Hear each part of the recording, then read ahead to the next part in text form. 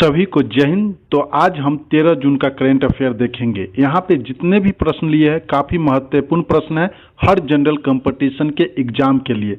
तो चलिए बिना देर किए हुए आज का पहला प्रश्न देखते हैं। हाल ही में अंतर्राष्ट्रीय खेल दिवस कब मनाया गया है? 4 ऑप्शंस दिया गया है। तो इसका राइट आंसर का ऑप्शन नंबर बी 11 जून को। तो जून में होने वाले कुछ महत्वपूर्ण दिवस चलिए देखते हैं। 1 जून को विश्व दूध दिवस मनाया गया। 2 जून को तेलंगाना स्थापना दिवस मनाया गया। 3 जून को विश्व साइकिल दिवस मनाया गया। 4 जून को अकरामकती के शिकार मासूम बच्चों का अंतर्राष्ट्रीय दिवस मनाया गया। 5 जून को विश्व पर्यावरण दिवस मनाया गया। 6 जून को विश्व कीट दिवस मनाया गया। 7 जून को विश्व खाद्य सुरक्षा दिवस मनाया गया। 8 जून को विश्व महासागर दिवस मनाया गया। 9 जून को विश्व प्रत्यायन दिवस मनाया गया। 10 जून को राष्ट्रीय जड़ी बूटी एवं मसाला दिवस मनाया गया। जून में जितने भी दिवस मनाया गया मैं आपको बता दिया एक एक करके। ये हर एग्जाम के लिए काफी महत्वपूर्ण है। तो चलिए अगला प्रश्न देखते हैं। प्रतिवर्ष किस तारीख को विश्व बाल श्रम निषेध दिवस मनाया जाता है? तो इसका राइट आंसर का ऑप्शन नंबर सी 12 जून। तो चलिए अगला प्रश्न देखते हैं। हाल ही में किसने अर्थशास्त्र, बैंकिंग और वित्तीय विषयों पर हिंदी में पुस्तकें लिखने की योजना शुरू की है? 4 ऑप्शंस दिया गया है। तो इसका right answer option number D भारतीय रिजर्व बैंक आरबीआई। तो चलिए अगला प्रश्न देखते हैं। राष्ट्रपति द्रौपदी मुर्मू ने किस केंद्र शासित प्रदेश के आधिकारिक भाषा विनिमय 2025 को मंजूरी दी है? ऑप्शंस दिया गया है, काफी इंपोर्टेंट प्रश्न है। तो इसका right answer option number B Ladakh. तो चलिए अगला प्रश्न देखते हैं। जून 2025 में प्रधानमंत्री सुरक्षित मातृत्व अभियान योजना के कितने वर्ष पूरे हो गए हैं? 4 ऑप्शंस दिया गया है। तो इसका राइट आंसर का ऑप्शन नंबर सी 9 वर्ष। तो चलिए अगला प्रश्न देखते हैं।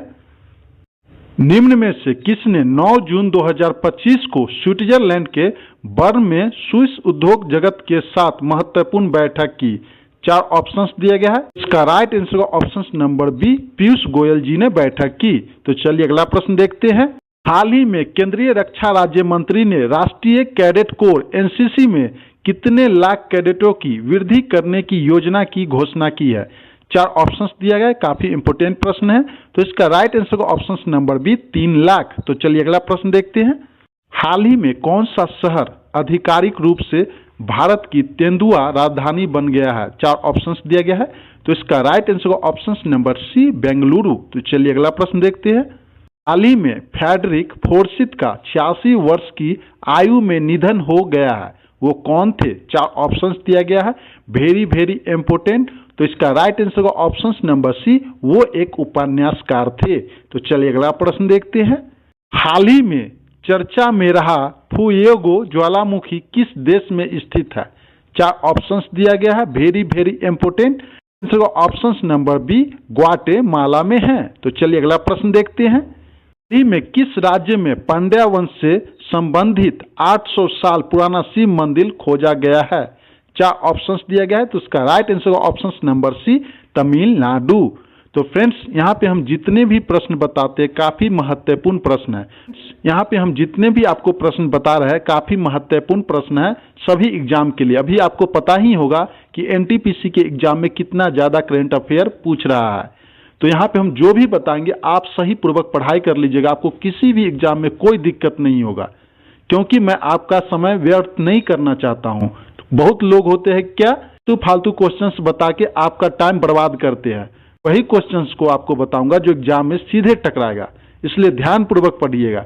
तो चलिए बिना देर किए अगला प्रश्न देखते हैं। हाल ही में बिल एटकिंसन का 74 वर्ष की आयु में निधन हुआ है, वे कौन थे? 4 ऑप्शंस दिया गया है। तो इसका right answer option number D software developer थे।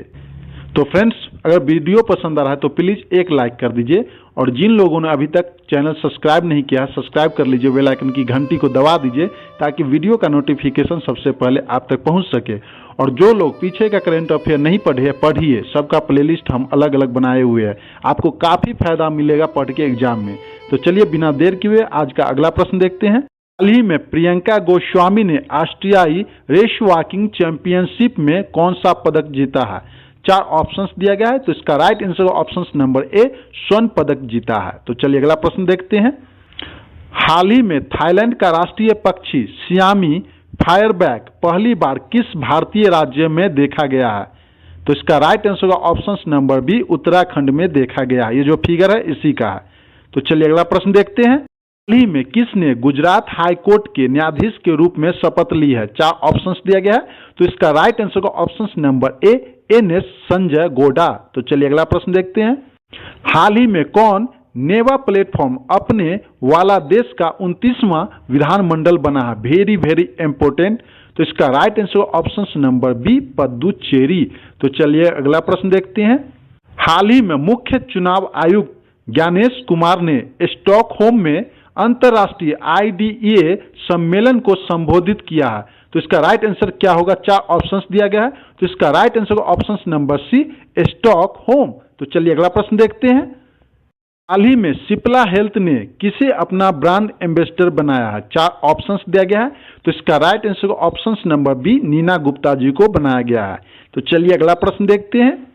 हाल ही में भारत का पहला अंडर वाटर म्यूजियम और आर्टिफिशियल कोरल रीफ किस राज्य में लॉन्च किया गया? Very very important. तो 4 ऑप्शंस दिया गया है, बताइए इसका राइट आंसर क्या होगा? Very very important. तो इसका right answer option number C, Maharashtra में लॉन्च किया गया। तो चलिए अगला प्रश्न देखते हैं।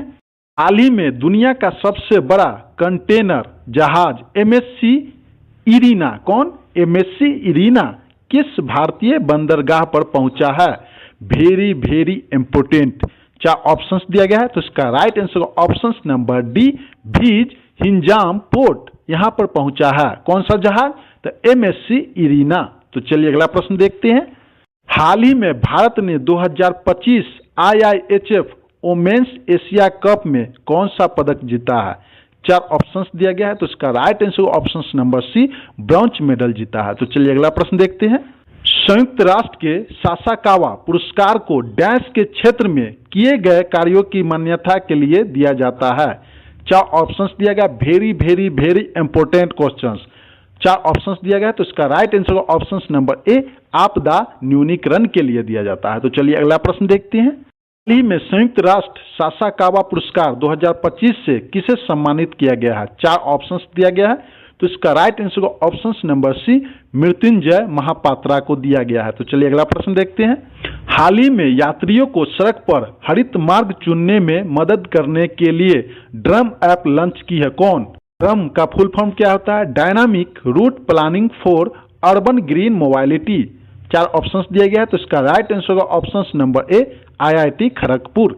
तो चलिए अगला प्रश्न देखते हैं। हाल ही में किस राज्य के पंचमढ़ी वन्य जीव अभयारण्य का नाम बदल दिया गया है? तो 4 ऑप्शंस दिया गया है। तो इसका right answer option number B, Madhya Pradesh. तो चलिए अगला प्रश्न देखते हैं। भारत का पहला वंदे भारत रेल रख रखाव डिपो का कहां पर शुरू होगा? 4 ऑप्शंस दिया गया है। तो इसका right answer option number A, Rajasthan. तो चलिए अगला प्रश्न देखते हैं।